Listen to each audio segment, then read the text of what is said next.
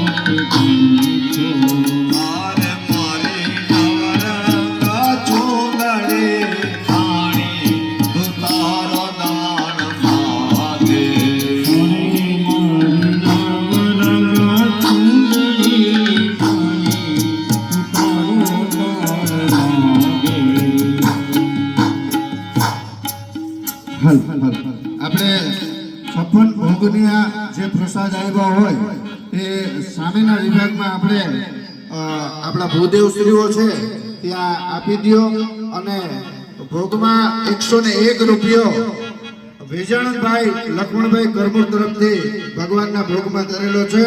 તો જે કોઈ બહેનોએ રોકડા પૈસા કે જે કંઈ આપવાનું હોય તે અમારા ભૂદેવ શ્રીઓમાં છે અને પૈસાનો વહીવટ કરવો હોય તો એ મારી પાસે કરજો.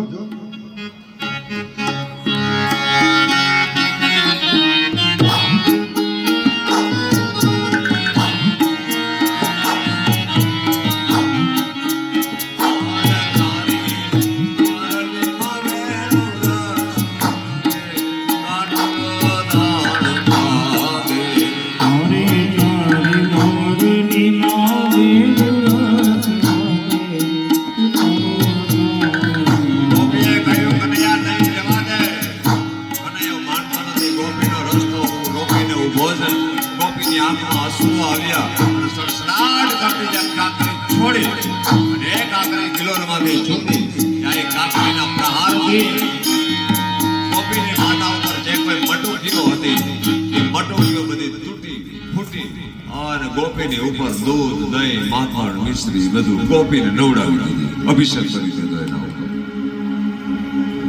ગોપી રડી પડી કનૈયા આ મટુકી ફોડી નાખી, હવે હું ઘરે જાય તો મારા સાસુ મને વઢશે, મારા સસરા મને વઢશે. તે સુદામે આ ફોડી તારે જોઈતો હતો હું તને ઘરમાંથી બીજું તને આપત જમા ખાવા માટે, પણ ત્યાં અહીંયા સુદામે મટુકી ફોડી. હવે હું ઘરે જઈશ તો મને બધા વઢશે. અને હજી બિચારી નવી સવી પરણીને આવેલી હતી અને નવી હવે વહુ હોય એ જરા ઘરમાં બીવે તો બહુ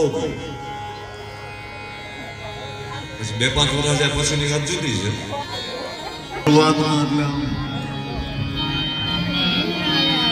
સાસુથી બીવે, સસરાથી બીવે, ઘરવાળાથી બીવે.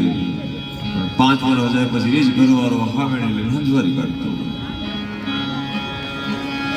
પૈડીને આવીને જે હાથમાંથી હાવેણી જટિલ હતી એ જ 5 વર્ષ પછી વારો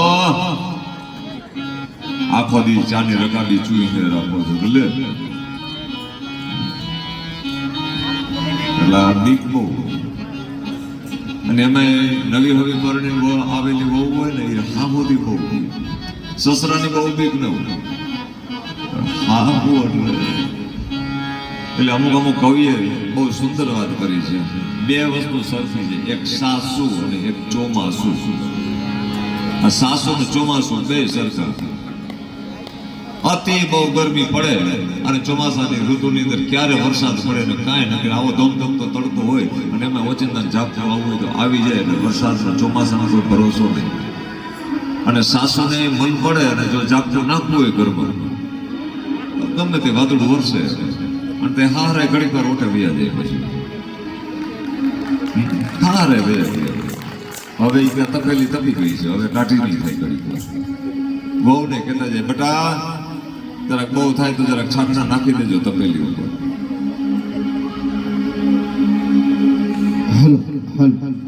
જે કોઈ બહેનો ભોગનો પ્રસાદ લઈને આવ્યા હોય તમારી પાસે ના રાખતા, વા આપી દેજો. એટલે ત્યાં ભોગ કરવાનો ચાલુ થઈ ગયો છે તો ત્યાં પહોંચી જાય. કોઈ સંકોચ રાખ્યા વગર કોઈ પાસે રહી જાય નહીં, એનું ખાસ કરીને ધ્યાન રાખજો.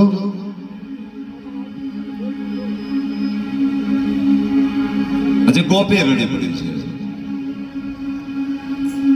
મને મારી સાસુ ખીજાશે, મને મારા સસરા ખીજાશે.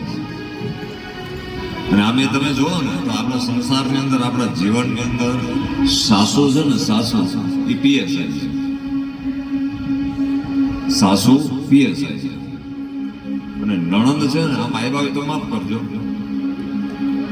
આ તો કથા અનુરૂપ છે એટલે કહું, નણંદ છે ને એ હવાલદાર છે.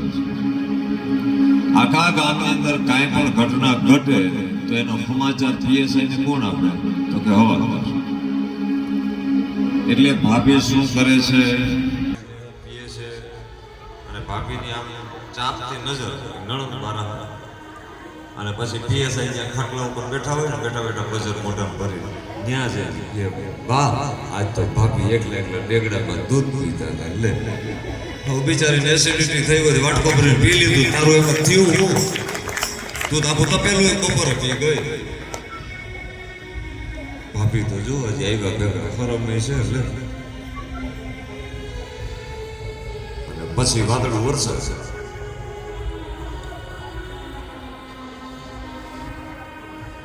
બહુ સુંદર ઉપમાઓ કવિ આપ્યા છે.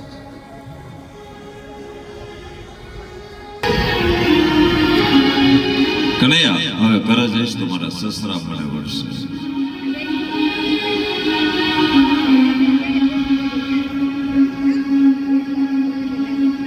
કાનન કરીએ કા કરીને ચારો